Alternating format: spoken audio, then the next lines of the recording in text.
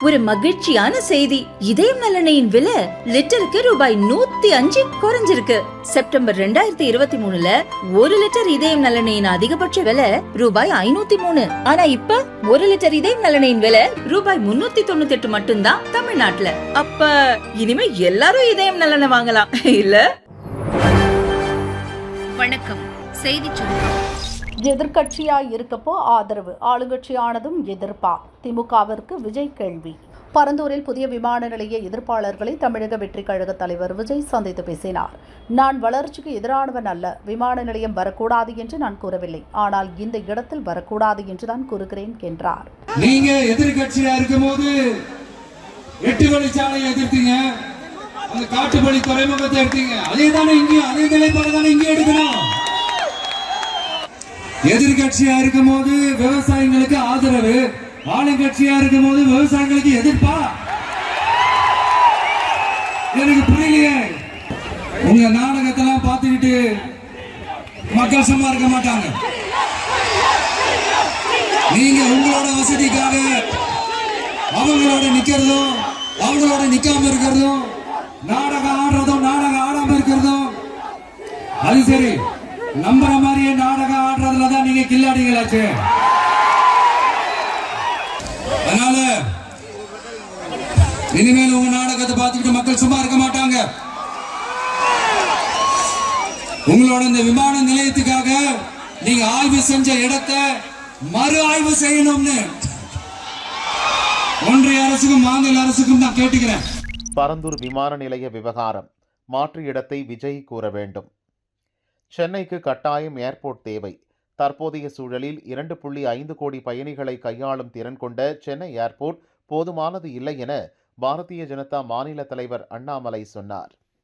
விமான நிலையம் வேண்டும் வேண்டும், எங்க வேண்டும் நீங்க சொல்லுங்க. டங்ஸ்டனை பொறுத்த வரைக்கும் இந்தியாவில் வேற இடத்துல கிடைக்குது. சென்னையில இந்தியாவில் இருக்கக்கூடிய பெரும் நகரத்தில் வெறும் 1000 ஏக்கரை வைத்துக்கொண்டு ஒரு விமான நிலையத்தை எப்படி நடத்த முடியும்? இந்தியா முழுவதும் இன்னைக்கு 158 டபுள் ஏர்போர்ட்ஸ் டபுள் ஆயிருச்சு. அதனால ஆக்கப்பூர்வமாக பிரச்சனையை கையாண்டு அதற்கு தீர்வு கொடுக்கிறவங்க தான் நல்ல அரசியல்வாதிகளா வருவாங்க. அதனால மாநில அரசு இந்த பிரச்சனையை சரியா கையாண்டிருக்கணும், செய்யல. இன்னைக்கு விஜய் அவர்கள் எரிகிற நெருப்புல எண்ணெய் ஊத்த போறாரா, இல்ல எரிகிற நெருப்பை அணைத்து விட்டு அதற்கான தீர்வை கொடுக்க போறாரா அப்படிங்கறத முக்கியம். இதற்கு முன்பு தமிழக அரசுல எரிகிற நெருப்புல நானும் எண்ணெய் ஊத்திட்டு போறேன், போற போக்கில் எண்ணெய் ஊத்தினா அது பெருசா தான் வரும்.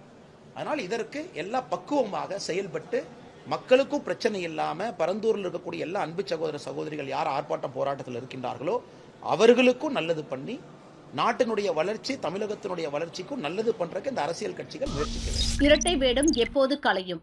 ஸ்டாலினுக்கு அன்புமணி கேள்வி. யுஜிசி வெளியிட்ட நெறிமுறைகளை திரும்பப் பெற வேண்டும் என்று முதல்வர் ஸ்டாலின் மத்திய கல்வி அமைச்சர் தர்மேந்திர பிரதானுக்கு கடிதம் எழுதியுள்ளார். இதேபோல் பாஜக ஆட்சி செய்யாத மாநிலங்களில் இண்டி கூட்டணி முதல்வர்களுக்கும் ஸ்டாலின் கடிதம் எழுதினார். அதில் யுஜிசி விதிகளை திரும்பப் பெற வேண்டும் என்கின்ற தீர்மானத்தை நிறைவேற்ற வேண்டும் என வலியுறுத்தியுள்ளார்.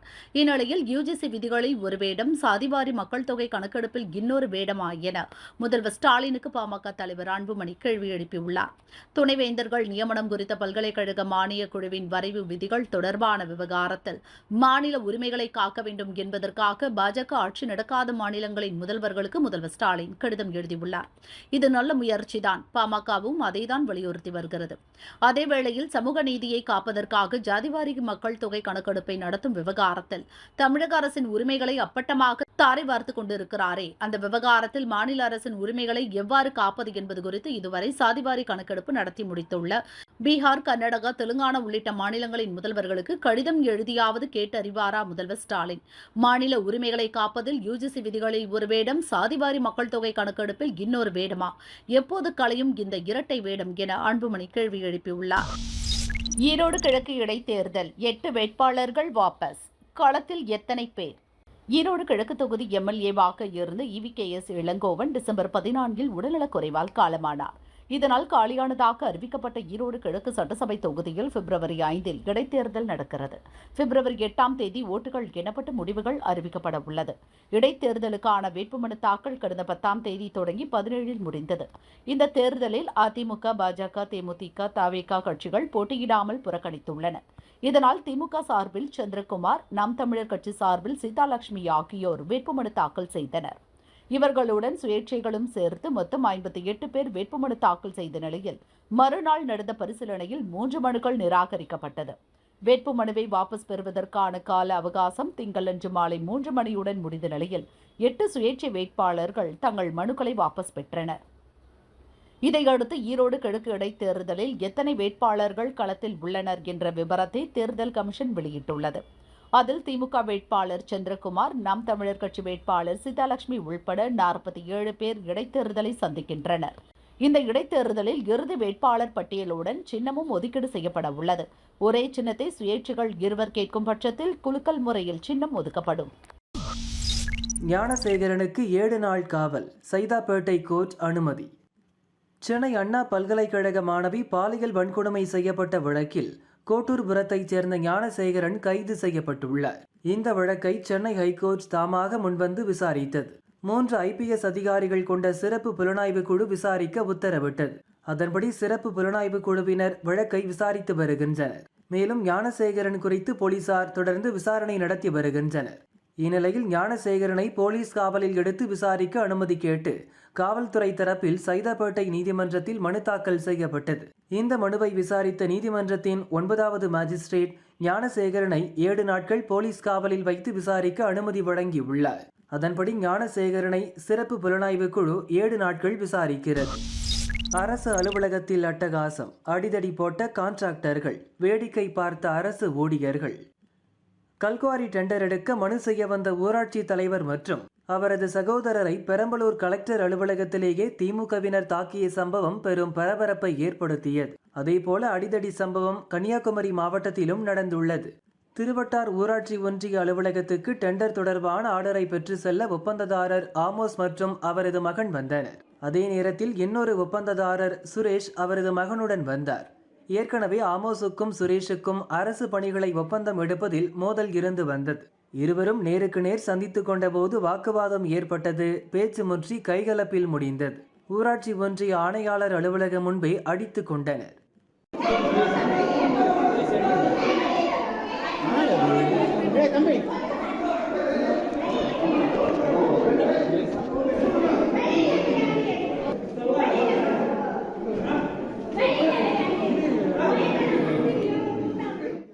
ஒப்பந்ததாரர்களும் அவர்களது மகன்களும் சண்டை போட்டுக் கொண்டதை ஊராட்சி ஒன்றிய அலுவலக ஊழியர்களும் பொதுமக்களும் வேடிக்கை பார்த்தனர். கிட்டத்தட்ட அரை மணி நேரமாக இவர்கள் சண்டை நீடித்ததால் போலீசுக்கு அதிகாரிகள் போன் செய்தனர். போலீசார் விரைந்து சென்று கான்ட்ராக்டர்கள் மற்றும் அவர்களது மகன்களை போலீஸ் நிலையத்துக்கு அழைத்து சென்று விசாரணை நடத்தி வருகின்றனர். அரசு பணிகளை கான்ட்ராக்ட் எடுக்க வரும் ஒப்பந்ததாரர்கள் சண்டை போடும் சம்பவங்கள் தொடர்கதையாக நடப்பதால் அரசு ஊழியர்கள் அச்சத்தில் உள்ளனர். ராகுல் மீதான அவதூறு வழக்கில் சுப்ரீம் கோர்ட் கொடுத்த ரிலாக்ஸ், புகார்தாரருக்கு நோட்டீஸ். காங்கிரஸ் MP ராகுல் தேர்தல் பிரச்சாரத்தின் போது உள்துறை அமைச்சர் அமித்ஷா பற்றி பேசியது சர்ச்சையானது. இது தொடர்பாக பாஜகவைச் சேர்ந்த நவீன் ஜா என்பவர் 2018 ராகுல் மீது ஜார்க்கண்ட் ஹைகோர்ட்டில் அவதூறு வழக்கு தொடர்ந்தார். வழக்கு விசாரணை அங்கு நடக்கும் நிலையில் இந்த வழக்கை ரத்து செய்ய கோரிய ராகுல் மனுவை ஜார்க்கண்ட் ஹைகோர்ட் கடந்த ஆண்டு பிப்ரவரியில் தள்ளுபடி செய்தது. இதை எதிர்த்து ராகுல் சுப்ரீம் கோர்ட் சென்றார். ஜார்க்கண்ட் ஹைகோர்ட்டில் நடக்கும் விசாரணையை தடை செய்யவும் வழக்கை தள்ளுபடி செய்ய கோரியும் சிறப்பு அனுமதி மனுவை தாக்கல் செய்தார். இந்த மனு நீதிபதிகள் விக்ரம்நாத், சந்தீப் மேத்தா அமர்வில் திங்களன்று விசாரணைக்கு வந்தது. ராகுல் சார்பில் ஆஜரான மூத்த வழக்கறிஞர் அபிஷேக் மனு சிங்வி, பாதிக்கப்பட்டவர் மட்டுமே குற்றவியல் அவதூறு புகாரை தாக்கல் செய்ய முடியும், இதை இன்னொரு பிரதிநிதி தரப்பால் தாக்கல் செய்ய முடியாது என்று பல தீர்ப்புகளை சுட்டிக்காட்டி வாதிட்டார். இதையடுத்து ராகுல் மனு மீது 4 வாரத்துக்குள் பதிலளிக்குமாறு ஜார்க்கண்ட் அரசுக்கும் புகார்தாரர் நவீன் ஜாவுக்கும் நோட்டீஸ் அனுப்ப நீதிபதிகள் உத்தரவிட்டனர். அடுத்த உத்தரவு வரும் வரை இந்த வழக்கில் ராகுலுக்கு எதிரான குற்றவியல் நடவடிக்கைகளை நிறுத்தி வைக்கவும் உத்தரவிட்டனர். ருத்ராட்சம் விற்றவர் திடீர் பிரபலம், வாழ்க்கையை புரட்டிய கும்பமேளா, என்னானது இவருக்கு? உத்தரப்பிரதேச மாநிலம் பிரயாக்ராஜில் நடைபெறும் மகா கும்பமேளா விழாவிற்கு பல்வேறு பகுதிகளில் இருந்து பக்தர்கள் குவிந்த வண்ணம் உள்ளனர். மகா கும்பமேளா கடந்த 13ஆம் தேதி தொடங்கி கோலாகலமாக நடைபெற்று வருகிறது. பிப்ரவரி 26 வரை இந்த விழாவில் இந்தியாவிலிருந்து மட்டுமின்றி வெளிநாடுகளிலிருந்தும் பக்தர்கள் வருகை தருகின்றனர். கங்கை, யமுனை, சரஸ்வதி நதிகள் இணையும் திரிவேணி சங்கமத்தில் கோடிக்கணக்கான பக்தர்கள் தொடர்ந்து புனித நீராடி வருகின்றனர். ஜனவரி 19 வரை 8,26,00,000 அதிகமான பக்தர்கள் புனித நீராடியுள்ளனர் என உத்தரப்பிரதேச அரசு தெரிவித்துள்ளது.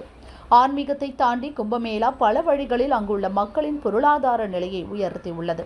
கும்பமேளாவில் ருத்ராட்ச மாலைகளை விற்கும் இரு இளம் பெண்கள் சமீபத்தில் பிரபலமாகினர். இருவருமே மத்திய பிரதேசத்தின் இந்தூரை சேர்ந்தவர்கள். குடும்ப வறுமை காரணமாக பள்ளி படிப்பை பாதியில் நிறுத்திவிட்டு ருத்ராட்ச மாலைகளை விற்கும் தொழிலில் ஈடுபட்டுள்ளனர். இவர்களின் உண்மையான பெயர்கள் தெரியாத நிலையில் இருவரும் மகா கும்பமேளாவின் மோனா லிசாக்கள் என்று வர்ணிக்கப்படுகின்றனர். தினமும் 3000 ரூபாய் மதிப்பிலான ருத்ராட்ச மாலைகளை விற்பனை செய்து வருகிறோம். இப்போது எங்களிடம் 50,000 ரூபாய் மதிப்புள்ள மாலைகள் உள்ளன. இவை அனைத்தையும் மகா கும்பமேளாவில் விற்க திட்டமிட்டுள்ளேன். விழா முடிவதற்குள் 1.5 லட்சம் வரை வருமானம் கிடைக்கும் என அப்பெண்கள் கூறினர். இரு பெண்களில் ஒருவர் பெரிய அளவில் பிரபலமானதை தொடர்ந்து போட்டோ செல்ஃபி எடுக்க அவரை சுற்றி கூட்டம் சூழ்கிறது. அவரது பாதுகாப்பு கருதி பிரயாக்ராஜில் இருந்து சொந்த ஊரான இந்தூருக்கு திரும்பியுள்ளார். இதுகுறித்து அவரது குடும்பத்தினர் பிரமிப்புடன் பேசினர். எங்கள் வீட்டு பெண் திடீரென சமூக வலைதளங்களில் பிரபலமாகிவிட்டார். மகா கும்பமேளாவில் அவரை தேடி தினமும் பலர் வருகின்றனர். அவரது பாதுகாப்புக்கு அச்சுறுத்தல் ஏற்பட்டுள்ளது. வியாபாரமும் பாதிக்கப்பட்டு இருக்கிறது. அதனால்தான் வீட்டிற்கு அனுப்பிவிட்டோம். எங்கள் குடும்பத்தின் இதர உறுப்பினர்கள் மகா கும்பமேளாவில் ருத்ராட்ச மாலைகளை விற்பனை செய்து வருகிறோம் என தெரிவித்தனர்.